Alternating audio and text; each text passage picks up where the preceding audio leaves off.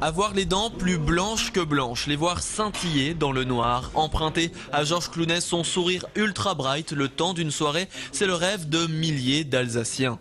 Né aux États-Unis, installé à Strasbourg cet été, les bars à sourire font un carton auprès des fumeurs et des accros du café.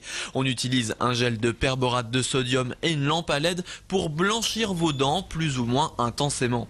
Ce n'est pas de la science-fiction, ces boutiques ambitionnent de s'imposer dans vos habitudes beauté. Ça va devenir peut-être faire une séance une fois par mois, une fois tous les 2 mois, comme aller chez le coiffeur peut-être, voilà, avant une soirée, avant un dîner, avant une sortie en discothèque, je sais pas, avant un rendez-vous galant. Ça peut être vraiment plein de raisons pour, voilà, quand on sourit, on a vraiment un sourire qui tape l'œil. Sims est coiffeur. Pour 80 € et 25 minutes de grande solitude, il passe de dents tachetées, un peu jaunâtres, à un sourire presque immaculé. Ses molaires et ses canines lui serviront enfin de carte de visite. Ça fait plus propre, parce que je suis amené toujours à parler, à discuter avec les gens, avec des clients. Sourire, toujours sourire, c'est le premier âge qu'on a.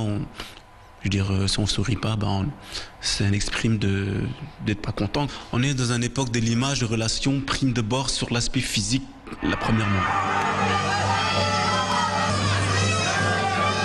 Le physique avant tout. Magazine People, émissions télévisées, Hollywood, le Star System impose les nouveaux canons de beauté. C'est ferme, ça brille, c'est recarrossé et ça ne respire pas tout le temps le naturel.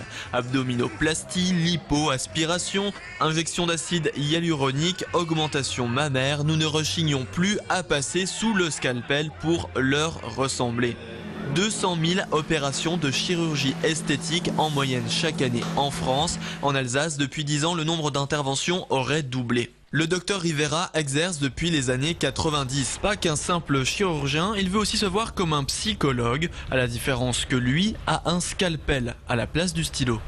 Dès le moment que je peux aider quelqu'un à ressembler à comme il ressent, comme il se voit lui-même, je pense que je participe aussi à une amélioration psychologique, à une thérapeutique psychologique de la personne qui sort, entre guillemets, guérie de cette problématique qui empoisonne la vie, etc. Moins cher et moins traumatisant que le bistouri électrique, Clarisse, relookeuse, propose des séances d'UV, des soins pour les ongles, des cures contre la cellulite. Et en plus, elle vous tire même les cartes. Son leitmotiv, non, ne cédez pas aux diktats des faiseurs d'images. Retranchée dans son institut de la Robertso, elle milite pour les soins naturels et les cures bien-être. Il n'y a pas la mode malgré tout, quoi. Il faut que chacune trouve ce qui lui va à elle et qu'elle soit bien. Donc voilà, ça veut rien dire, faut arrêter avec ce côté, faut être comme tout le monde, faut avoir une image, on n'est pas des clones, quoi. Il faut respecter la personnalité de chacun, c'est ça qui est le plus pour moi important. J'essaye de leur expliquer ça à ma manière.